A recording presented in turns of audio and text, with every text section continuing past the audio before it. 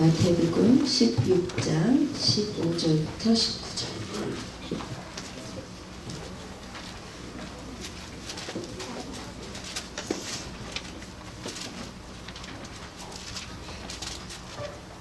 네, 찾으셨으면 다 같이 한 목소리로 읽겠습니다. 마태복음 16장 15절부터 19절. 네.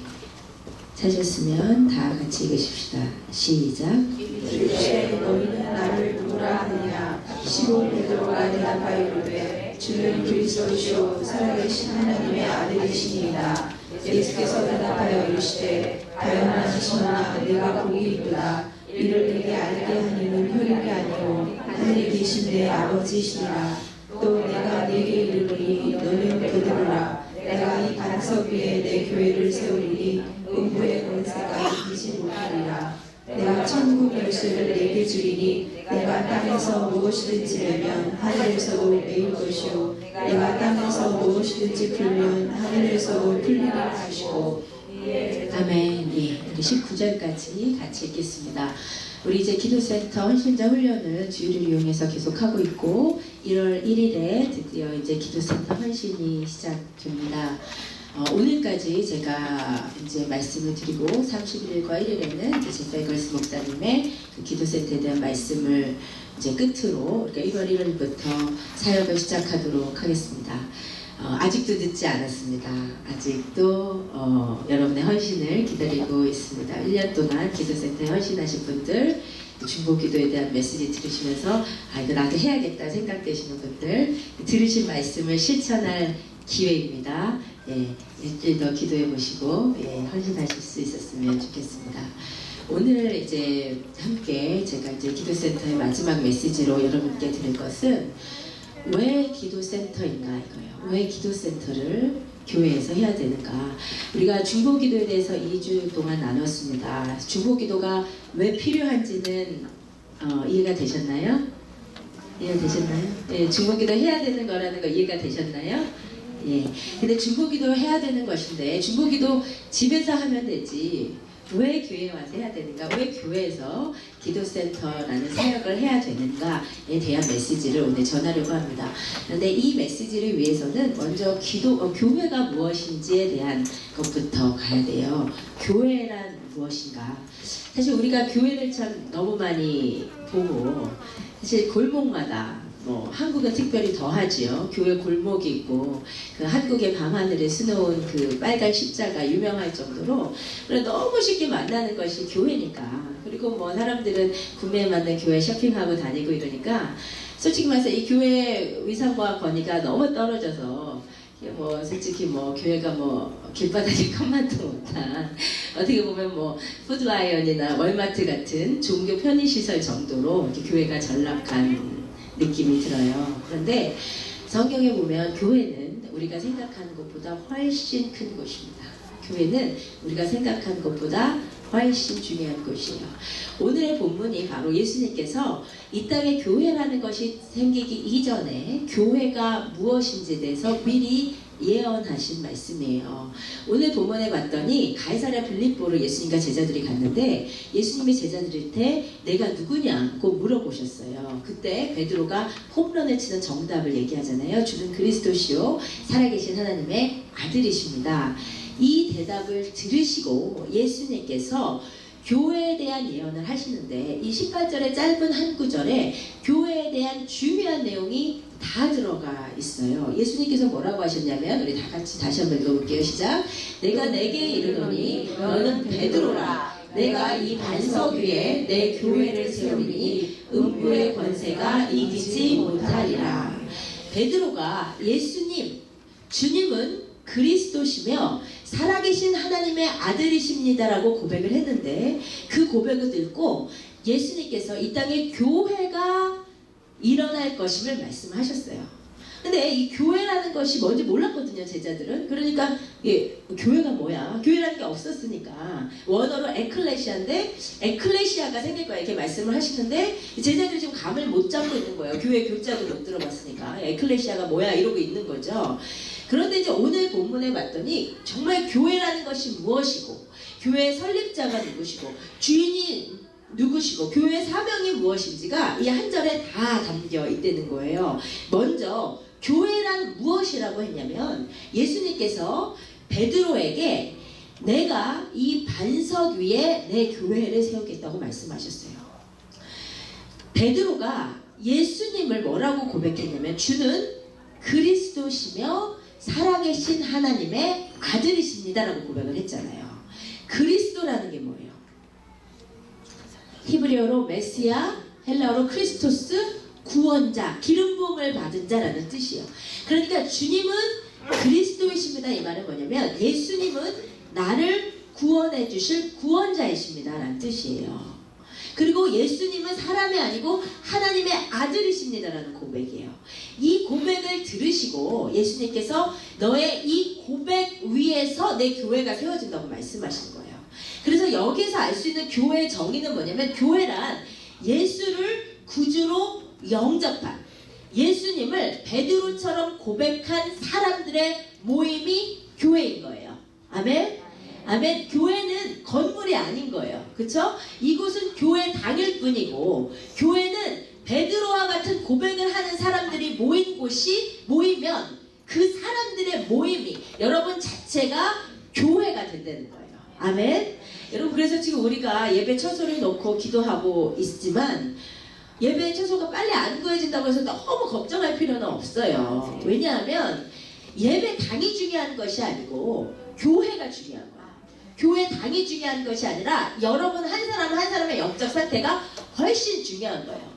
제가 마음이 무너질 때는 교회 당이 안 세워져서 무너지는 것이 아니라 여러분이 안 세워질 때 무너지는 거예요. 정말. 여러분이 교회입니다. 여러분의 영적 상태가 우리 교회에 중요한 것이에요. 이것을 하나님께서 책임지실 거예요. 물론 우리에게 더 넓은 공간이 필요하고, 우리가 모임할 공간도 없고, 서로 비좁고, 화장실도 너무 불편하지만 사실 이거 큰 문제는 아니잖아요. 그렇잖아요. 중요한 것은 여러분이 세워져 가고 있느냐, 여러분이 지어져 가고 있느냐가 훨씬 중요한 거예요. 교회당이 지금 지어져 가느냐보다는요. 아멘. 여러분, 교회는 여러분입니다. 예수를 구주로 영접한 사람들의 모임이 교회예요.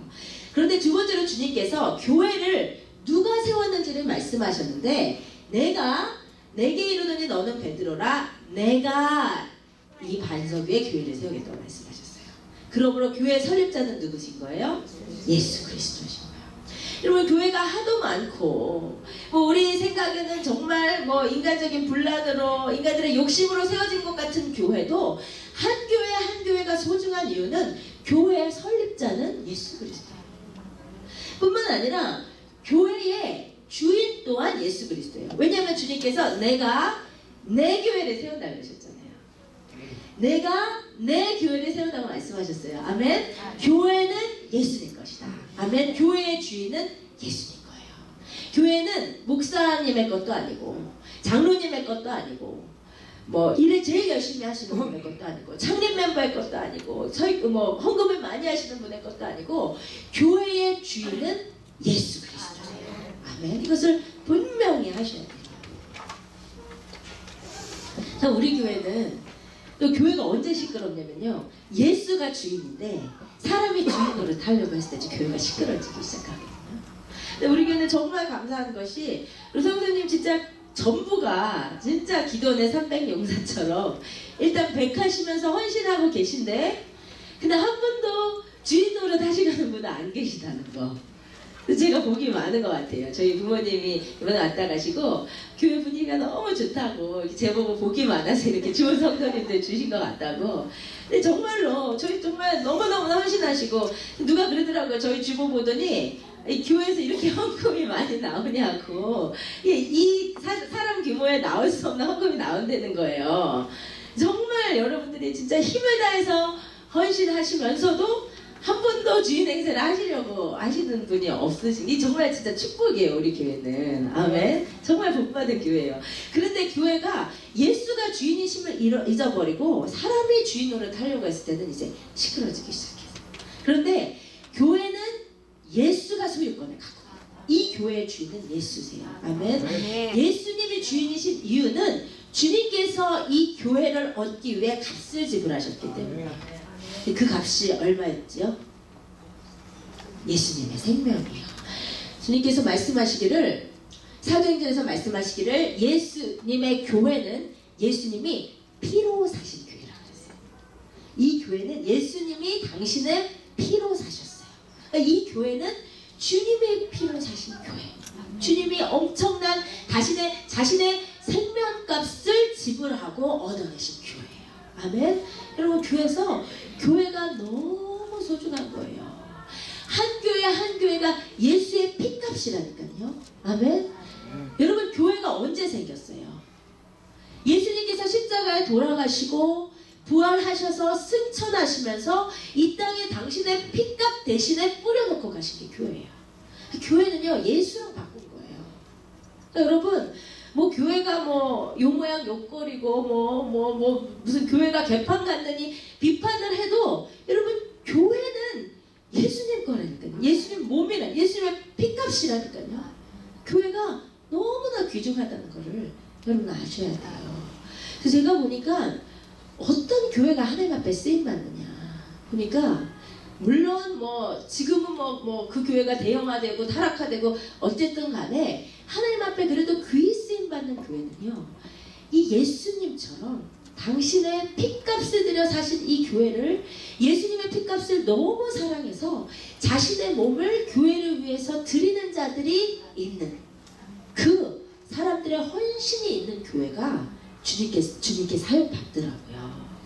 여러분, 예수님 사랑하면요, 진짜 교회 사랑하게 되어 있어요. 아멘. 여러분, 진짜 예수님 사랑하는 사람은 교회 사랑할 수밖에 없어요.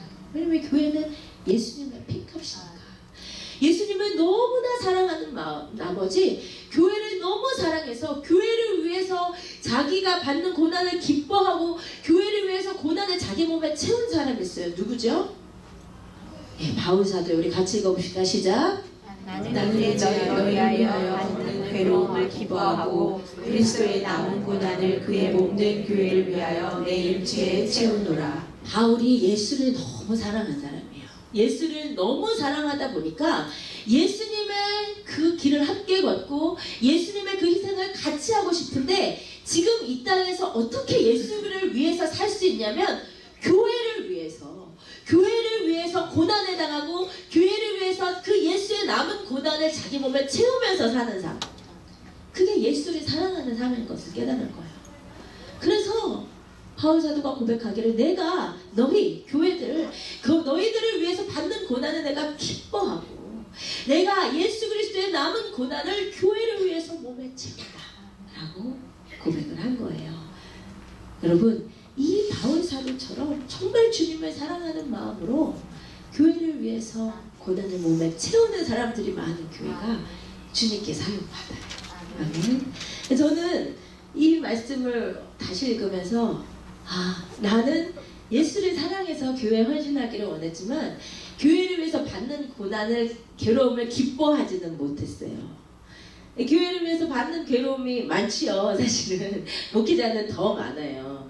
근데 너무 괴로우면서도 내가 주님 사랑하니까 나가야지 하는 마음이 있었지만 이 괴로움이 기쁘진 않았거든요.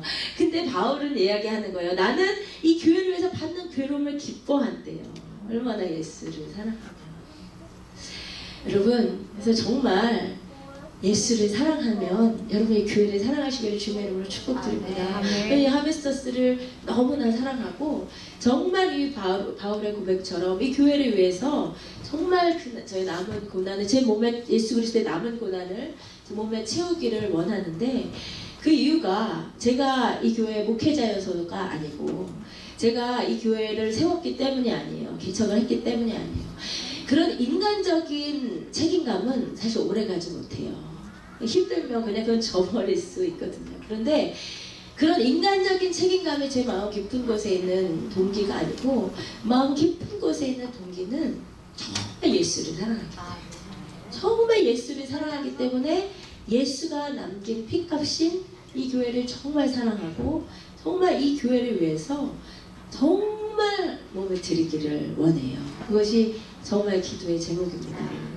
여러분 아시듯이 요즘 이제 상황적으로 굉장히 어렵고 이엠들도 힘들고 목사님도 힘들어하고 뭐 임신하고 이제 만삭이 다고 여러 가지로 가끔씩은 진짜 너무너무 힘들고 힘에 지나고 벅찰 때도 있지만 이 인간적인 책임감 가지고는 갈 수 없는데 정말 주님 사랑하니까요. 주님 사랑해서 이 고백처럼 정말 예수 그리스도의 남은 고난을 몸에 채우고자 합니다. 아멘. 네, 제가 뭐 헌신한다고 말씀드리기가 굉장히 부끄러울 정도로 여러분 정말 교회를 위해서 정말 최선을 다해서 헌신하고 계셔서 너무 감사해요. 그런데 우리의 이 수고가 헛되지 않은 것은 이것은 예수의 몸을 위한 일이기 때문입니다. 이 뭐 하비스터스 어떤 기업체가 세워지는 것이 아니라 예수의 몸을 위한 헌신이기 때문에 이 헌신이 복됨을 믿습니다. 근데 이렇게 얘기를 하면 그렇잖아요. 교회들이 워낙 정말 우리가 보는 교회 모습이 그렇게 아름답지 않고 맨날 뭐 싸우는 모습만 보고 이러는데 뭐 교회를 위해서 목숨을 다한다는 이런 것이 이제 굉장히 이상적인 이야기라고 우리가 생각이 들 수도 있지만 사실 아까 말씀드린 대로 교회는요 우리가 생각하는 것보다 주님 앞에 훨씬 중요하고 주님의 마음에 있는 것이 주님 중심에 있는 것이 교회예요. 그리고 이 교회는 우리가 생각하는 것보다 훨씬 커요. 성경에서 말하는 교회는 7 촛대를 7 교회라고 말했어요. 그러니까 성경은 하나님 보시기에 이 땅에 이 어두운 세상을 밝히는 촛대로 세워놓으신 것이 교회란 말이에요. 교회는 촛대입니다. 게다가 예수 그리스도께서 인자 같으니 예수 그리스도께서 촛대 사이를 거니신다는 거예요. 예수가 이 교회들을 특별히 다스리시고 특별히 운행하신다는 것이에요. 아멘. 교회는 이런 곳이에요. 주님 마음의 한복판에 있는 이 땅의 희망이, 이 땅의 소망이 사실은 교회입니다. 아멘. 여러분 그래서 저야 뭐 목회자의 자녀로 한국에서 그냥 가장 이제 전통적으로 목회자의 자녀로 자라면서 사실 교회에서 이렇게 싸우고 험한 꼴을 한 번도 본 적이 없어요. 평생 신앙생활을 하면서도. 근데 교회에서 이렇게 막 험한 꼴 보고 막 싸우는 꼴 보고 이러면 사실 진짜 이런 교회 다녀야 되냐 이런 생각도 사실 들고 그래서 뭐 교회 안 다니시고 집에서 혼자 예배 드리시고 이런 분들도 굉장히 사실은 많이 있잖아요. 이민교회는 특히 더 그렇고요. 그래서 우리가 교회에 대해서 정말 어떤 회의적인 마음을 갖기가 쉽고 이 시대는 더욱더 그렇게 교회에 대한 회의론이 커지는 때인 것 같은데 그럼에도 불구하고 교회는 주님의 세워놓으신 촛대이다. 주님의 이 어두운 세상을 위한 특별 디자인이 교회예요. 이 교회 외에는 사실은 희망이 없어요. 그 교회에 어디서 희망을 찾으실 건데요? 오 목사님이 처음에 이제 미국 본토로 이민을 와서 우리 이제 어머님이 교육열이 높으셔서 워싱턴 DC에 제일 이제 학군도 좋고 잘 사는 동네로 이민을 가셨대요. 거기에서 사자들만 다닌다는 좋은 이제 교회에 다니신 거예요. 그런데 그 교회를 이제 다니면서 오 목사님의 어린 나이부터 너무 교회 상처를 많이 받은 거예요. 왜냐하면 미국에 와서 문화도 다르고 언어도 안 되고 사회적으로 소외되고 교회에서 그 소외된 것이 치료를 받고 보살핌을 받아야 되는데 교회 왔더니 교회에 제일 상처를 많이 주는 거예요. 오 목사님이랑 친구들이 놀고 있는데 그 교회 집사람들이 친구한테 와서 쟤랑 놀지 말라고 저 집 애랑 놀지 말라고 이런 것들을 겪으면서 이 교회에 대한 회의와 분노가 굉장히 많았어요. 그래서 교회 밖에서 소망을 찾아보려고 교회 밖에서 본인처럼 그렇게 소외당하는 아이들을 살려보려고 그 리빙 워러라는 선교단체 그 무브먼트를 한 거예요. 교회에 희망 없어. 교회 사람이 죽어간다. 그래서 막 교회에 대해서 분노가 나고 교회를 회의하고 그 외의 곳에서 삶의 그 사역의 희망을 찾고 그러던 차에 그 이제 덕 스트롱 교수라고 지금은 이제 세트 퍼시픽 대학의 그 신학대 학장이신 분이 그 신학자를 이제 아버지처럼 이렇게 친하게 지내시던 분이 있어요. 어느 날은 그분에게 가서 그냥 분노가 나요. 교회에 대한 분노 막. 교회에서 사람이 죽어가고, 교회에서 싸우고, 교회에서 자랑하고, 교회에서 사람들 좋아하고 막 교회에 대한 분노가 가지고 막 그렇게 퍼부었대요. 그렇게 한 몇 시간을 퍼붓는 거를 그 덕스롱 교수님이 다 듣고 계시다가 마지막에 딱 한마디 하시더래요. What else do we have? Then what else do we have? 맞다. 교회에 한계가 있다. 교회가 부족하다. 교회가 죽어간다. 그런데 교회 왜 우리가 갖고 있는 게 뭐예요? 여러분, 교회는 불완전합니다. 왜냐면 사람들이 모이기 때문에. 우리가 다 불완전하잖아요. 교회에 아름답지 못한 모습이 있다 하더라도, 그러나 우리가 교회를 놓으면 안 되는 이유는 교회 외에 하나님이 주신 것이 없어요. 교회를 통해 이 땅을 변화시키시기를 원하시는 것이 하나님의 디자인이에요. 물론 예수전도단 좋고 CCC 좋고 아이합 좋고 인터컴 좋고 다 너무나 귀하고 아름다운 사역을 하고 있지만, 그러한 선교단체 페라투스 처치들은 교회를 보충하는 역할을 할 뿐이지 교회를 대체할 수가 없어요. 이 땅에 하나님께서 이 땅을 변화시키라고 주신 특별한 당신의 디자인은 교회예요. 아멘. 그럼 이 땅의 소망은 교회입니다. 우리가 그것을 붙들어야 돼요. 교회는 주님께서 운행하시는 주님의 특별 보호 아래 있는 주님의 디자인이심을 믿으셔야 됩니다. 아멘. 그것이 교회예요. 근데 오늘 이 말씀에 중요한 말씀을 하시는데, 교회의 본질적 부르심이 뭔가, 교회를 왜 세우셨냐, 쉽게 말해서 교회를 왜 만들어 놓으셨냐가 오늘 말씀에 드러나는 거예요. 저의 원래 교회로는 이랬어요. 왜 주님께서 교회를 만드셨냐? 이 어두운 세상 가운데 우리가 빛이 됐잖아요. 근데 혼자 신앙생활하기가 너무 어려우니까, 혼자 신앙생활하면 픽픽 쓰러지니까, 삼겹줄은 단단해서 쓰러지지 않는 것처럼 우리가 모이면 이 어두운 세상에서 더 우리가 신앙생활 잘할 수 있으니까, 우리가 더 잘 성장할 수 있으니까 주님께서 교회로 묶어 놓으셨다는 것이 원래 제가 강조하던 교회론이었어요. 근데 그게 틀린 것은 아닌데, 제가 성경을 다시 보면서 깨달은 게 있어요. 그게 뭐냐면, 내가 지금까지 말하던 교회론이 너무 개인중심적인 교회론이구나. 제가 성경을 다시 보니까 성경에서 말하는 교회는, 성경에서 말하는 교회의 강조와 교회가 생기는 목적과 교회의 사명은 개인의 성장에 있지 않더라고요. 개인의 신앙생활에 도움을 주라고 교회가 있는 게 아니더라고요. 주님께서 교회에 대해서 말씀하시는 본문, 성경에서 교회에 대한 본문에 교회의 진정한 목적은 따로 있더라고요. 오늘 교회의 사명으로 주님께서 말씀하신 게 뭐냐면, 내가 이 반석 위에 내 교회를 세우리니 음부의 권세가 이기지 못하리라 하셨어요. 이것이요, 교회를 만드신 본질적인 이유와 부르심이에요. 사명이에요. 교회의 사명. 교회는 어떤 공동체여야 되냐면, 음부의 권세가 이기지 못하게 승리하는 공동체인데, 여러분, 승리하기 위해서는 뭐가 있어야 돼요? 전쟁이 있어야 돼요. 그쵸? 전쟁이 없는 승리는 없습니다. 적이 있는 한, 그쵸? 적이 있는 한 전쟁을 해야 승리와 이김이 우리에게 주어지는 거예요. 맞죠? 그러므로 교회를 주님께서 처음 부르시면서 음부의 권세가 이기지 못하는 공동체로 부르셨다는 것은, 교회는 본질적으로 전쟁하는 공동체예요. 이것이요, 교회의 가장 본질적인 부르심과 사명이에요.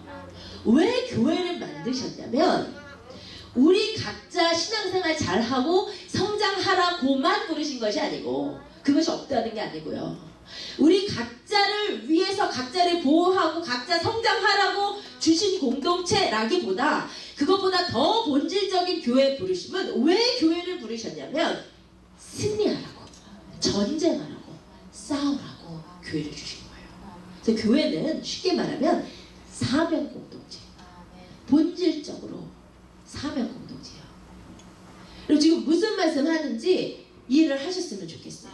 제가 이걸 진짜 강조하고 싶어요. 무슨 말이냐면, 왜 그렇게 교회들에서 맨날 삐지고, 그죠? 맨날 서운하고, 맨날 상처받고 시험 들고, 왜 교회가 자기 성장을 왜 존재하냐고 생각하게 돼요.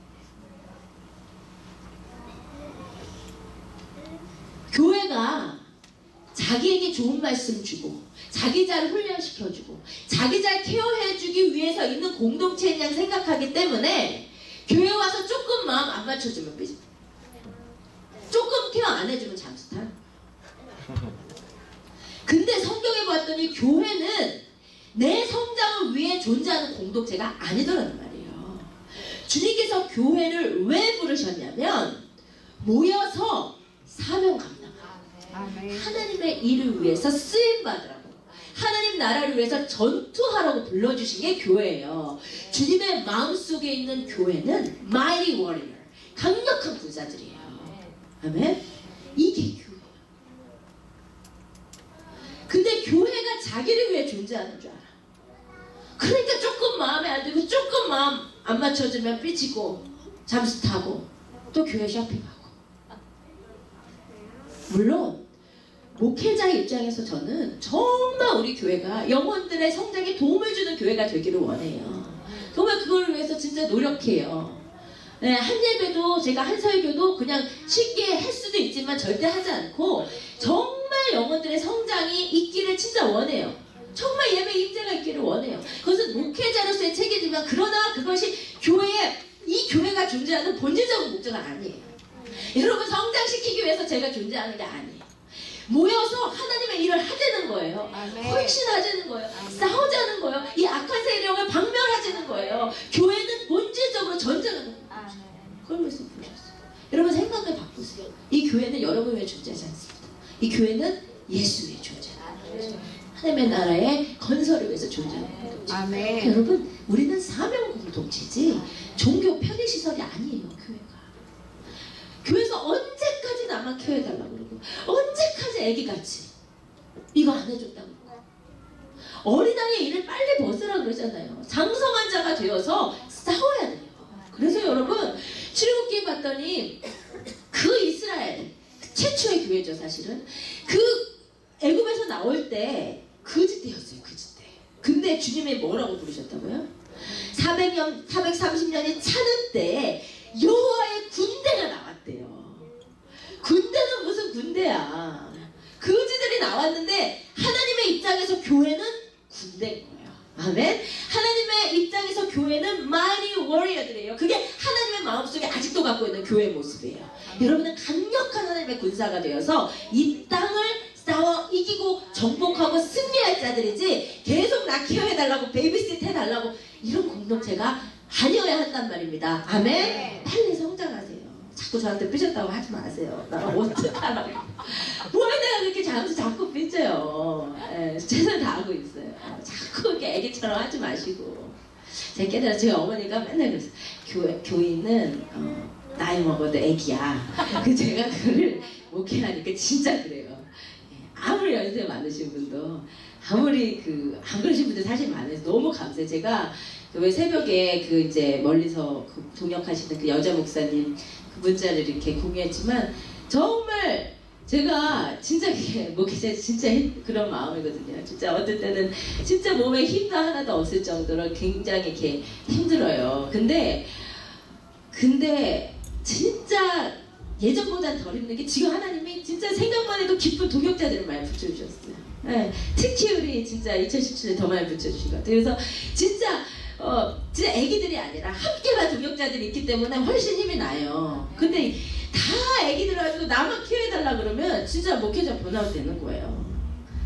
사실 오목사님 지금 그래가지고 울분에 토하더라고. 이번 주에는 내가 진짜, 나는 할 수 있는 일을 나는 다 했다고 생각한다. 나는 내 라이프를 폴아웃에 다 해서 했다고 생각하는데, 아이들은 여전히 상처받았고 여전히 부족하다는, 내가 뭘 할 수 있냐는 거예요. 그래서 막 진짜 이렇게 울분을 진짜 토하더라고요.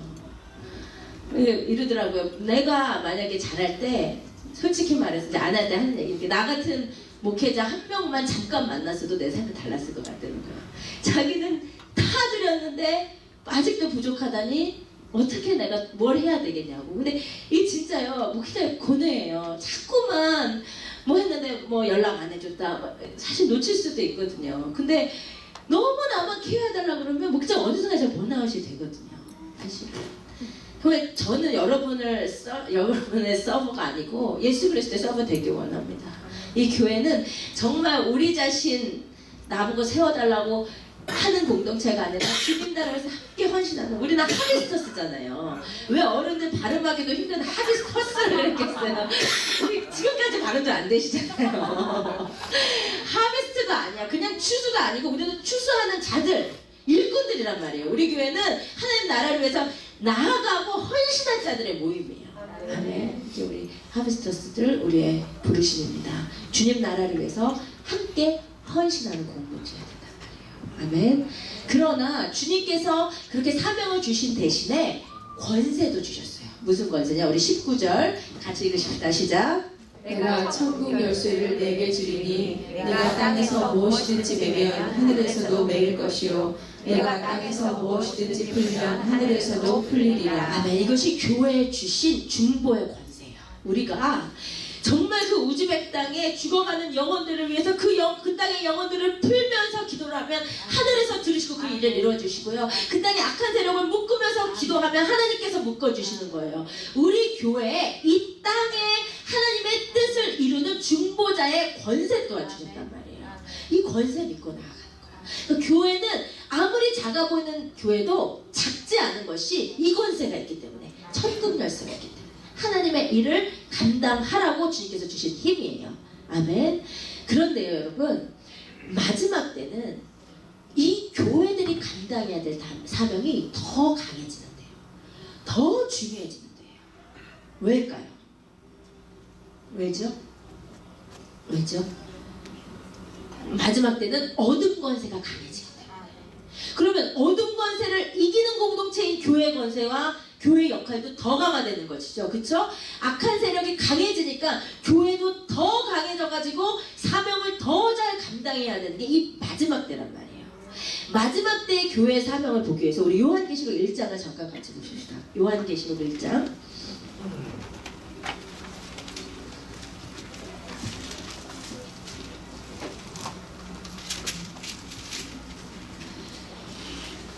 요한계시록 1장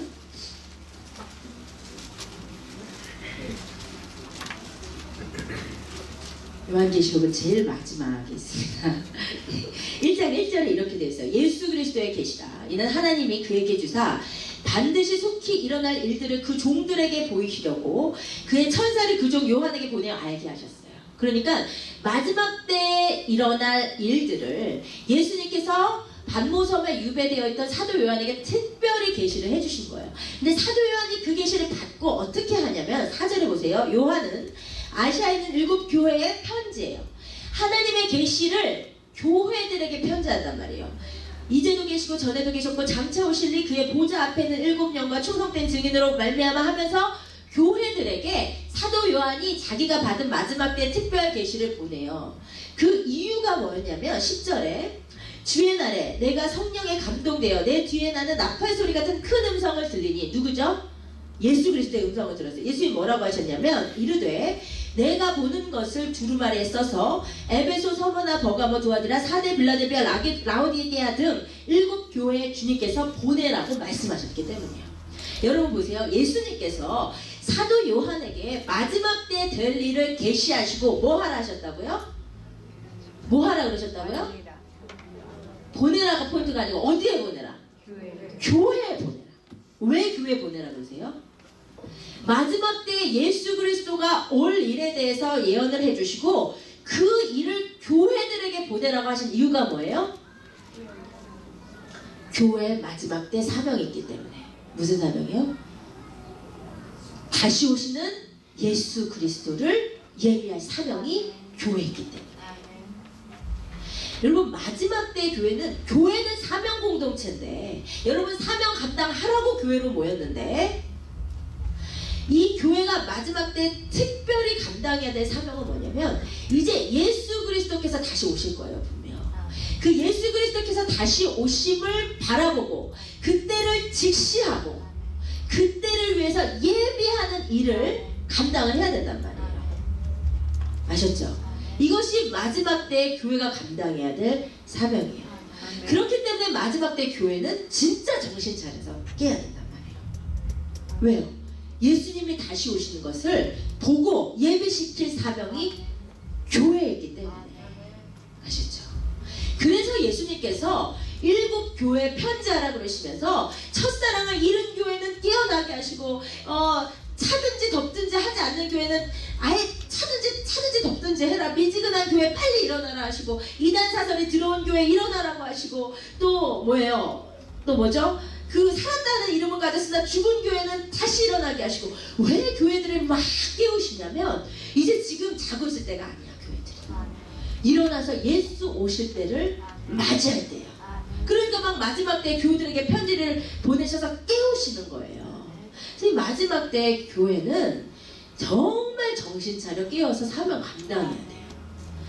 2000년 교회 역사 중에 가장 감당해야 될 사명이 막중한 시기가 이 시기, 주님 오시기 전이란 말이에요. 미녀진도 얼마나 12살짜리가 알아는 듣는지 고개를 끄덕이면서 2년 전에 왔을 때도 그렇게 예배를 잘 드리고 그랬는데 하여튼 너무 귀해요. 너무 고마워 진짜. 하나님께서 그래서 이 마지막 때는 지금 교회들이 어느 때보다도 정신 차려서 깨어서 사명 감당해야 되는데, 무슨 사명이냐? 예수 다시 오실 날을 예비하는 사명을 감당해야 되는데 이때 교회들이 이루고 있어요. 정말 진짜 큰 문제라는 거예요. 여러분, 마지막 때일수록 교회에 문제가 많습니다. 왜 많냐면 사탄이 이걸 너무 잘 알기 때문에. 사탄이 마지막 때 교회는 주님 앞에 쓰임받는 교회임을 알기 때문에 어느 때보다도 교회를 공격하는 거예요. 그래서 여러분, 교회마다 자꾸 시끄러워지는 거예요. 교회마다 목사님들이 막 픽픽 쓰러지는 거예요. 뭐 바람나고 뭐 돈에 어쩌고. 그게요, 사람 일 같지만, 사람이 하는 일 같지만 사실은 사탄을 공격하는 거예요. 여러분 진짜 아셔야 돼요. 사탄이 이 마지막 때 어디에 제일 많겠어요? 어디에 제일 많을 것 같으세요? 신천지에 제일 많을 것 같으세요? 그런 데는 사탄이 별로 관심 없어. 자기 거니까. 제일 눈에 불을 켜고 공격하는 공동체가 진짜 교회예요. 그리고 진짜 목회자 쓰러지면 쓰러지니까. 여러분, 그래서 여기 와가지고 이제 더 이상 애기처럼 나만 키워받고 막 교회 쇼핑을 요렇게 하고 있을 때가 아니고, 우리도 같이 눈에 불을 켜고 싸워야 돼. 이 마지막 때 이 교회에서 일어나는 일들 여러분이 기도로 보호하시면서 싸워 나가셔야 돼요. 나 혼자 신앙에 성장하려고 교회 오시면요, 사실 솔직히 합리적으로 생각해서 교회 안 오는 게 훨씬 나아요.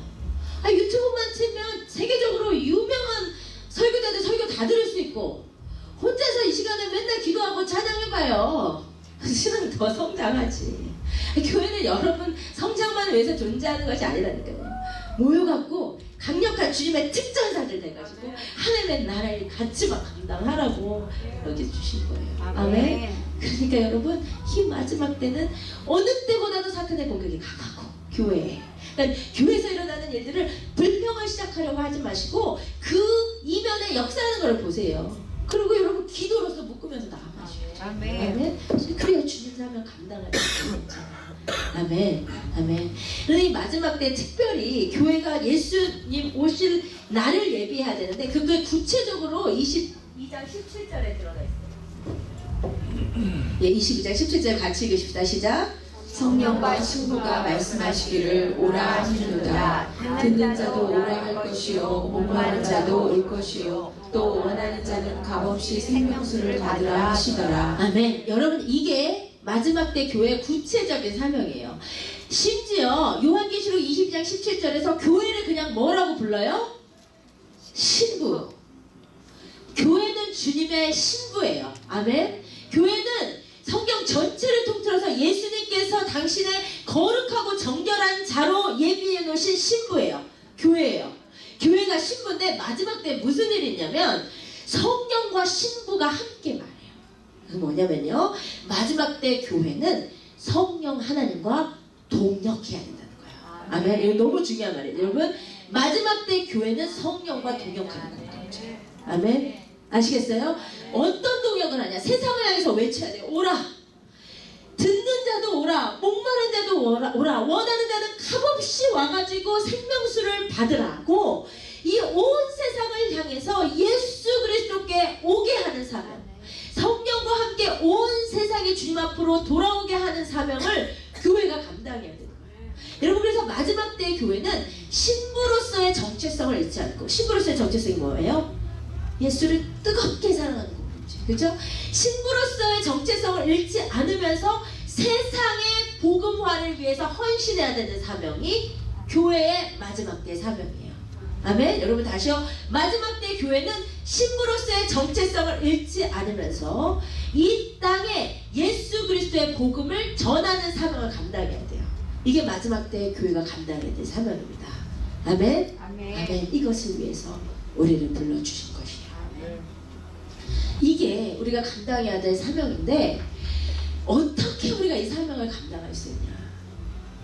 어떻게 우리가 이 엄청난 사명이죠. 그렇죠? 성령 하나님과 동행하면서 신부로서 깨어가지고 그래서 하나님의 나라 예수 그리스도 다시 오심을 예비하고 이 땅을 복음화시킨 일을 어떻게 감당할 수 있냐? 동력이 두 가지가 있어요. 내부의 동력 두 가지. 이것만 하고 마치고요. 첫 번째 내부의 동력은요. 예배의 회복이에요. 우리 아모스 9장 11절 같이 읽읍시다. 시작. 그날에 내가 다윗에 무너진 장막을 일으키고 그것들의 틈을 막으며 그 허물어진 것을 일으켜서 옛적과 같이 세우고. 아모스 9장에서 그리고 사도행전 15장에서 하나님께서 마지막 때에 무너진 다윗의 장막을 다시 세우신다고 그러셨어요. 근데 그 시점이 어떤 시점이냐면 13절에 이렇게 나와요. 여호와의 말씀이니라. 보라 날이 이를지라 그때 파종하는 자가 곡식 추수하는 자의 뒤를 이으며 포도를 밟는 자가 씨 뿌리는 자의 뒤를 이으며 산들은 단 포도주를 흘리며 작은 산들은 녹으리라. 이게 무슨 말씀이냐면 추수를 위해서 곡식을 파종을 했는데 너무너무 막 추수가 너무너무 잘 된 거예요.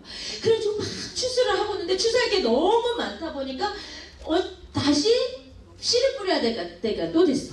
그래서 씨 뿌리는 역사와 추수 역사가 동시에 일어나는 거야. 포도를 심었는데 포도 농사가 너무너무 잘 됐어요. 그래서 포도를 막 따가지고 밟고 있는데 또 포도 씨 뿌려야 될 때가 또 됐어. 산마다 막 포도가 너무 많이 열려가지고 사람들이 다 땄는데도 다 못 따가지고 막 그게 자연 발효돼서 흘러나가지고 막 단물이 흐르는, 이게 뭐냐면 마지막 때 온 세상에 대추수가 있을 거예요. 지금은 예수 믿어 해도 안 믿는데 마지막 때 지금 이때야. 지금 영적 대추수의 때가 지금 가까이 왔어요. 예수 이름만 전해줘도 막 믿을 사람들이 막 팍팍 믿고 돌아오는 온 인류의 대추수의 때가 마지막 때 있다는 거예요. 그런데 그쯤에 주님께서 일으키실 일이 뭐냐면 다윗의 무너진 장막을 일으키. 다윗의 장막이 뭐라고요? 구약은 예배를 율법과 절차에 따라서 드려야 됐어요. 일반 백성들은 그저 성전 뜰에서 번제단에서 제물밖에 못 드렸고 지성소는 아주 근처에도 가보질 못했는데 구약 시대에 하나님은 너무 뜨겁게 사랑해버린 한 사람을 본 거야. 그래서 그 한 사람이 그냥 율법과 상관없이 본인이 들어갈 수 없는 지성소에 있는 법궤, 하나님의 임재의 상징, 그것을 그냥 자기가 사는 궁전 근처로 가지고 와가지고 천막 하나 쳐놓고 하나님의 임재 앞에서 24시간 찬양하고 기도하던 임재적 예배, 그것이 다윗의 장막이에요. 근데 주님께서 다윗의 장막이 구약에 잠깐 있다 사라졌는데 그거를 회복시키시.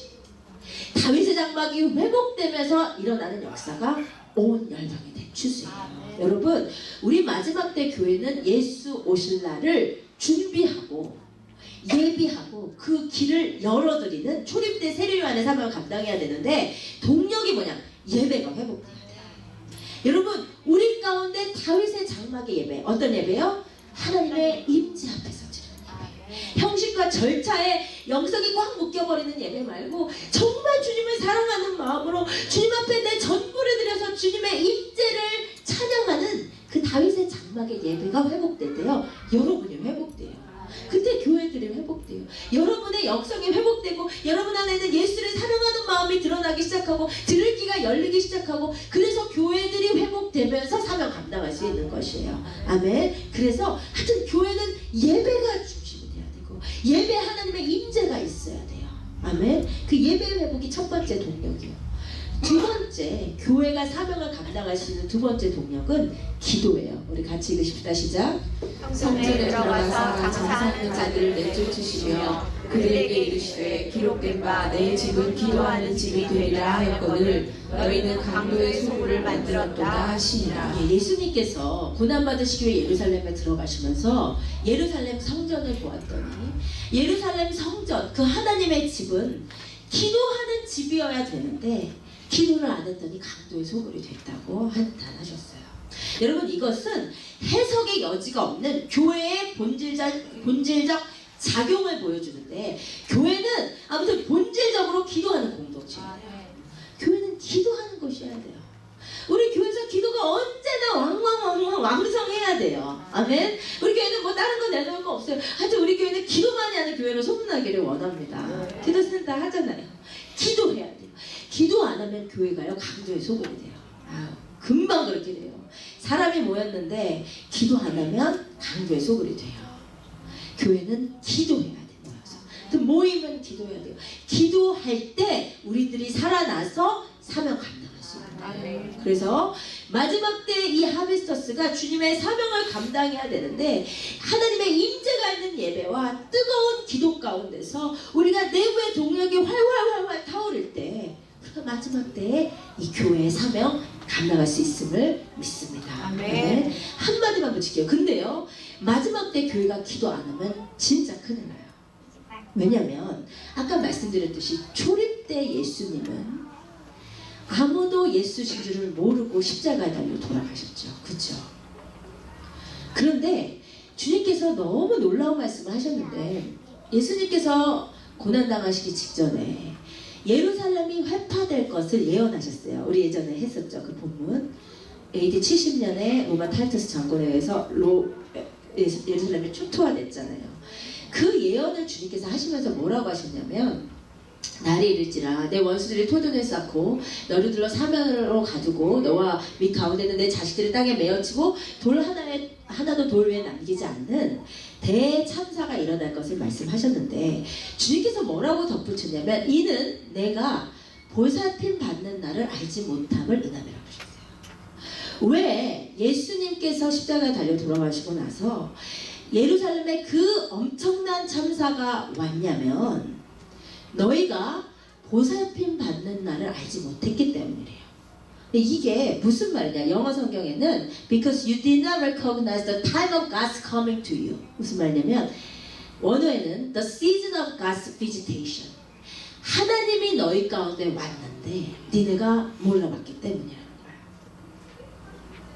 지금 무슨 말이냐면, 초림 때 예루살렘 성전 하나님의 집이 기도해야 되는데 기도를 안 하고 있었어요. 그랬더니 성전에서 기도하던 시므온과 안나 빼고는 이분이 예수님인 것을 못 알아봤어요.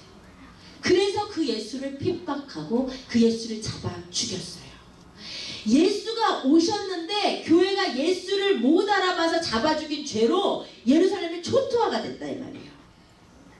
그러면 그것을 이 시대에 생각을 해보면 마지막 때 교회 사명은 뭐라고요? 예수 오실 날을 직시하고 그것을 예비하는 사명을 감당해야 되는데, 마지막 때 교회가 기도하지 않으면, 초림 때 예루살렘 성전과 똑같이 기도하지 않으면 다시 오시는 예수를 맞이할 수 없다는 거예요. 그 다시 오시는 예수님 오심을 알 수 없는 거예요. 사명 감당하지 못하는 거예요. 그래서 갑자기 이른 그 날이 사망의 날이 되어버리면 안 되는 거예요. 무슨 말인지 아시겠어요? 여러분, 마지막 때 교회는 깨어있어서 주님 오실 날을 예비해야 돼요. 우리는 세례요한 드려야 돼요. 하나님의 나라를 예비하는 공동체가 돼야 되는데, 여러분, 우리가 기도하지 않는데 어떻게 그날을 압니까? 기도하지 않는데 어떻게 예배할 수 있어요? 기도하지 않는데 어떻게 하나님의 나라를 이 땅 가운데 이룰 수 있냔 말이에요. 그럼 교회는 기도해야 살아요. 아멘. 이것이 우리가 기도센터를 하는 이유입니다. 우리 하비스터스는 주님 오실 때 살아있는 교회이기를 원해요. 깨어있는 교회이기를 원해요. 주님이 오시는 때를 바라보고 예비하는 교회이기를 원해요. 기도 없이는 안 된다는 거예요. 그래서 우리가 함께 기도하고자 하는 것입니다. 이곳에서 나를 위한 기도가 아니라 하나님의 나라와 영광을 위한 기도, 예수 그리스도의 다시 오심을 위한 기도, 주님께서 예정하신 마지막 때 한 세 사람을 위한 기도를 하는 살아있는 교회 되기를 원합니다. 아멘. 우리 함께